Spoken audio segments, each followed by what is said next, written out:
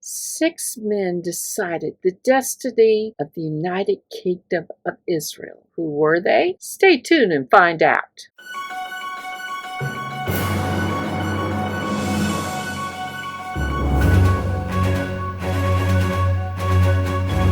Hello, I'm Lynn Watkins, and welcome back to an introduction to the book of Hosea, the Now Prophet. Today we're going to talk about the historical background of the age in which Hosea lived. This was the kingdom age of the Hebrew people. Now, over 3,000 years separate the modern reader from the prophet Hosea. Hosea's world was quite different from ours. Hosea never had to worry about losing his cell phone, forgetting a vital password, or recycling his plastic containers. Yet, in many ways, we are the same. Hosea's fears resemble ours, and his heart broke over betrayal, just as ours would today. And like today, people in Hosea's day yearn to be free of oppression and upheaval and to lead a life of joy and peace. In Hosea's time, though his nation teetered on the edge of war and chaos, the national leaders seemed self-absorbed or corrupt. Do not our headlines scream about the very same issues? And yet, Hosea the man was very unique. God spoke to him and ordered him to marry Gomer. Now, I have heard of people telling me that God spoke to them about marrying a particular person, but still, I don't know anyone who was told to marry an unfaithful mate. So how did this unusual command come about? Well, let's look at the history of the times. Many people do not realize that the kingdom age of the Hebrew people consisted of two distinct periods. The first, relatively short period, is called the time of the United Kingdom. The second, more extended period consisted of the split kingdoms of the northern kingdom of Israel and the southern kingdom of Judah. Saul, remember him, was crowned as the first king of Israel. The Hebrew people were organized around a loose confederacy of the various tribes. And during this period, which is talked about in the book of Judges, the various tribes acted as independent entities. And certain people, individuals called judges, tried to maintain the order. Different tribes would form temporary coalitions when a particular enemy would attack. And eventually, the tribes united to demand that Samuel, the last judge of Israel, appoint a king who could lead them into wars. And yet, underlying tensions continued to exist between the tribes. Overall, the Jewish people were fiercely independently minded folk. But the oneness that existed with the tribes coming together during the United Kingdom depended on four things. One, the leader's personality.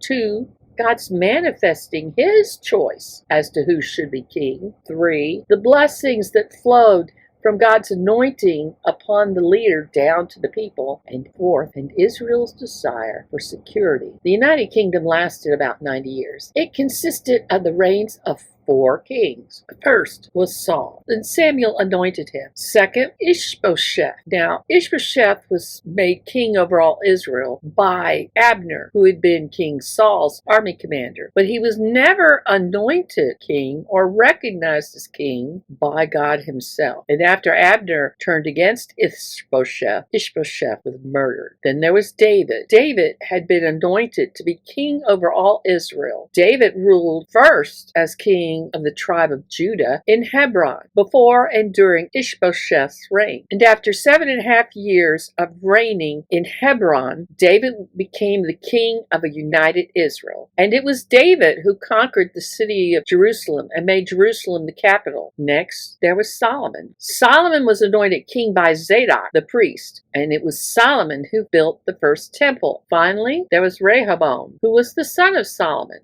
While Rehoboam succeeded his father Solomon and reigned in Jerusalem for 40 years, we have no record of who anointed him as king. But while Rehoboam ruled for 40 years, he only ruled over a united kingdom for a very short time, because it was during his reign that the kingdom split into the southern kingdom of Judah and the northern kingdom of Israel. Many people may not even realize that this split happened, but it did happen. And the reason for this split goes back to King Solomon. Now, By Solomon's time, the Jewish people had defeated their enemies, built the temple, developed a strong economy, and had become the center of the civilized world because of Israel's position on the crossroads of trade, and there was peace. Sounds rather perfect, doesn't it?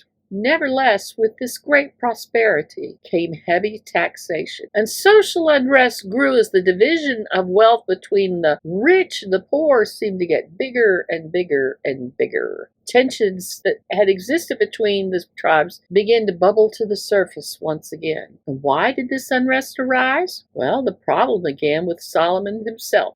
Solomon was blessed by God. He had asked God specifically to give him wisdom to take care of Israel, and God answered that prayer. But notice that unguarded strength can become a double weakness. Although Solomon started well, he lost his first love for Yahweh. The lavishing of wealth that was gained through the taxation was squandered on royal excesses and the king's foreign wives. This is where Solomon, doing what seemed to be wise from a human standard, forgot to ask God, because God's wisdom may seem foolish to man, but it is much greater than any man can comprehend. According to Jewish tradition, the Jewish kingdom began its slow fracturing when Solomon married the daughter of Pharaoh. And this act, which is contrary to God's ordinances, undermined Solomon as his role as leader. And because Solomon's heart began to follow after his foreign wives, and he began to practice some of their religious rites, the prophet Ahijah declared that God would tear the kingdom away from Solomon and give it to Jeroboam, the son of Nebat of Ephraim. There was a lot of upheaval and distrust and anger at the kingship when Solomon died. And when he died, his son Rehoboam became king. Unfortunately, Rehoboam was immature, vain, and foolish. While Solomon had not been popular when he died, the people declared to Rehoboam that if he would put the people's interests first and stop exploiting them and taxing them so heavily for grandiose pleasures, they would accept Rehoboam as king. And the people asked Solomon's son to lighten the heavy taxation. After all, the temple was built, a grand palace had been built, and the land was at peace. But both the Bible and the Talmud state that the prophets and sages advised him to go easy on the people. Gain their confidence. You know, the throne is not that secure, so do not say or do anything rash.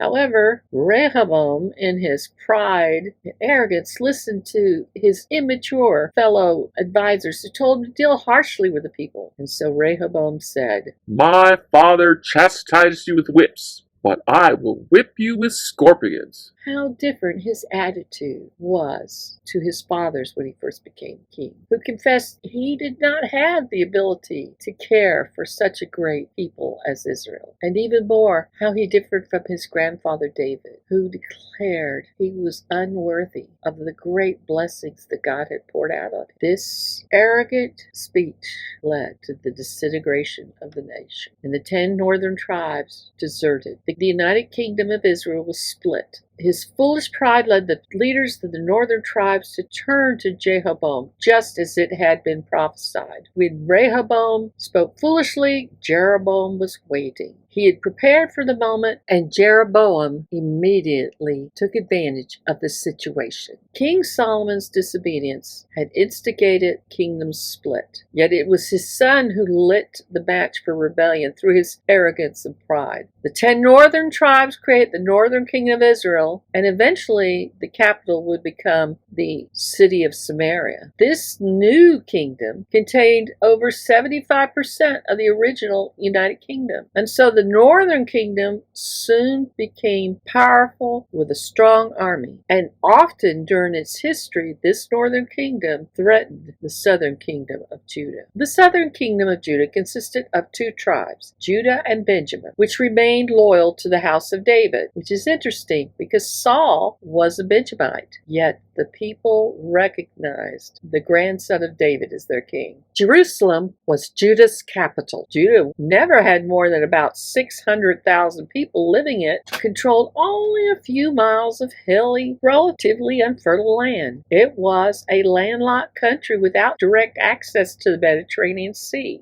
and this deprived Judah of many trade opportunities. Yet, Judah was important, for the temple stood in Judah. The two divided kingdoms existed side by side until the Assyrians overran the northern kingdom. The southern kingdom of Judah would continue to exist another 160 years until the Babylonians carried the people into exile for 70 years. And although the people did return, the kingdom age of Israel had come to an end. Let's stop there for now. Next time, we'll look at some of the kings and various characters that lived during the time of these two kingdoms. This is Lynn Watkins for Introduction to Hosea, the Now Prophet. Goodbye.